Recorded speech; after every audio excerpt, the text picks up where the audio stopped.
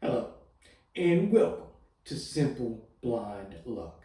I am Blind Luck, and I'll be your guide dog on our little adventure.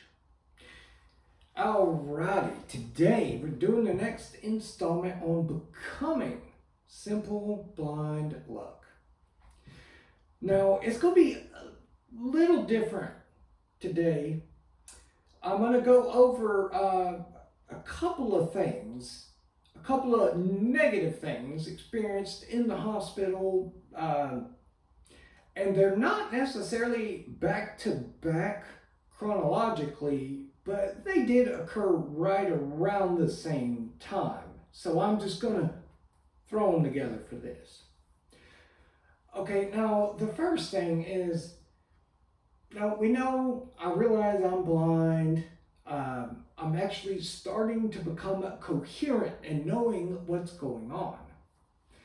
And one particular day, I'm there in my room and a nurse is in there, and I let her know, like, hey, I gotta use the bathroom, like, really bad. She's like, oh, one or two. And I was like, no, just number one. And she's like, well, then use the bathroom. And I'm like, what are you talking about? I ain't trying to wet the bed or anything. And she's, honey, you have a catheter in. And like, first off, I guess that shows the extent of just the craziness of everything with the hallucinations and the becoming blind and all the injuries and pain that I could have a catheter in and be completely unaware of it. That seemed pretty wild to me. And it's funny because the second I realized I had one was also the second I realized I don't need this thing. Y'all need to get rid of it. I know when I have to go to the bathroom. Well, obviously, with me just starting to come around being coherent, they weren't necessarily convinced immediately with that.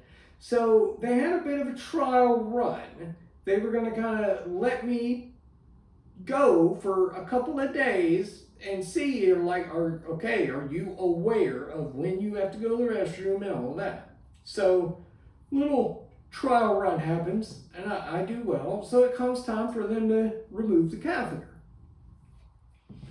And I'm not medical professional. I haven't been trained or anything like that. So prior to this, I was completely unaware that the inside of catheters are apparently full of razor blades, because that's about what it felt like when they ripped that sucker out.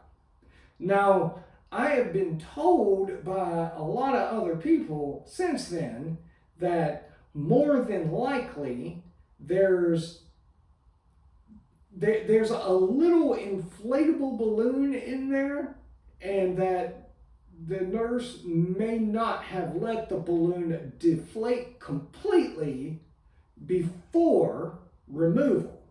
And that is why it hurts, because apparently otherwise it shouldn't really be painful. So I figure it's either that, or maybe I'm like Hank Hill and I have a narrow urethra. I'm not sure which. Now, the other thing we're going to go over is also a thing that is to be removed.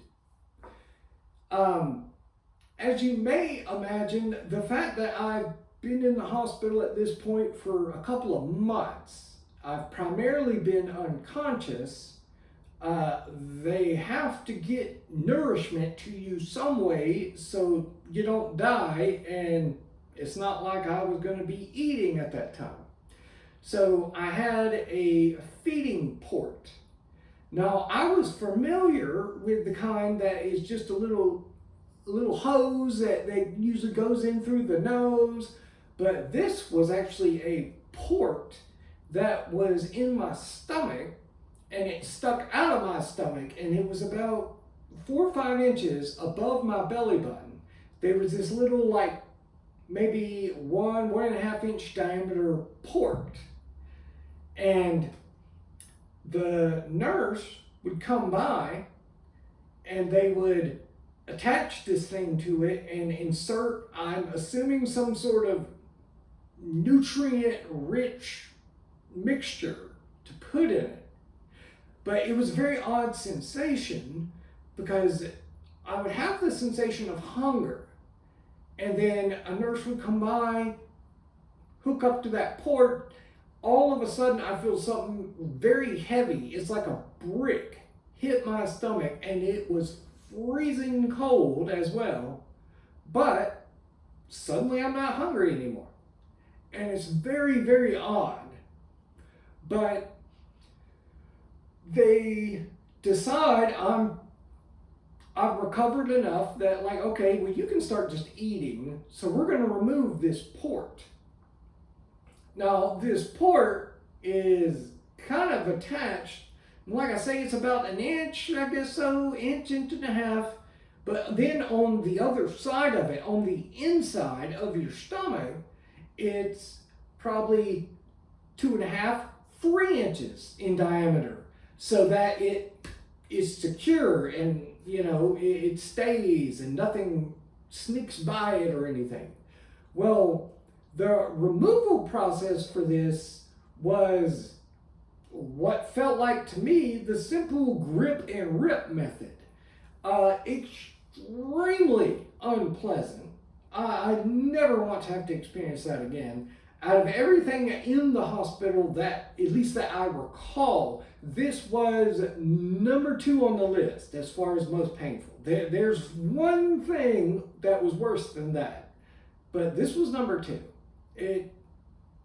I can't tell, it literally felt as though they were trying to rip my stomach out through a relatively small hole. It kind of makes you shiver just thinking about it. But the fun didn't stop there. You see, it's kind of an odd thing, but when you've gone several months with a feeding port like that, at least in my situation, it's like I didn't really want to eat after that. I could recall after its removal of nurses coming by to get me to eat, and I would eat like 2-3 grapes and I was done. Like, I was full, and there was no convincing me to eat any more than that. Didn't like it, didn't want nothing to do with it. Well, eventually they realized, like, this is a problem, you're gonna have to eat. And they keep trying to convince me over and over, and what finally got me to start eating more than just a couple of grapes was 2 things. Number 1, my mother would come on Friday and usually stay in the hospital until Sunday. And she got to, well, she knew obviously that I wasn't really eating much, but her being her went, he's not eating, I can fix that.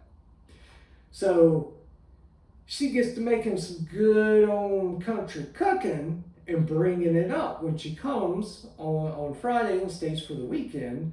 And yeah, I was a lot more apt to eat that. But the other thing that really got me convinced to eat is the nurses threatened to put that port back in. And I was unconscious when it was inserted, but I vividly recall the removal process and how unpleasant that was. And I just sort of surmised that the insertion process would be no less pleasant. And that really, really encouraged me to eat. Along with, like I said, my mom bringing some food up there. Now, there are also some negative aspects to my mom bringing that food up there. Now, prior to the hospital and the wreck and all that, I'm about 6'3", and I probably averaged about 265 to 275. Like, I'm a big country boy. Well, throughout the course of being in the hospital for that long and being on the feeding tube, I had dropped down to about 180, 170. I don't know exactly. I do know all of my family members tell me I looked gaunt, that I looked like sickly, starving kid, somebody donate a meal, kind of small. Well, you start eating that good country cooking like that, like I did previously, the only difference was obviously I'm just laying in a hospital bed. I am not doing 10 to 12 hours of manual labor 5 days a week. So there's nothing to really combat the amount of calories I'm taking in. So it didn't really take all that long, but I started ballooning out. I was getting a bit rotund. But on that fat and happy note, we're going to pause for the day. And I will leave you with on the bright side. And for today, yeah, I'm blind. But on the bright side, none of my buddies ever have to worry about me ogling their girlfriend or their wife. Not gonna happen. And with that, I will hear you later.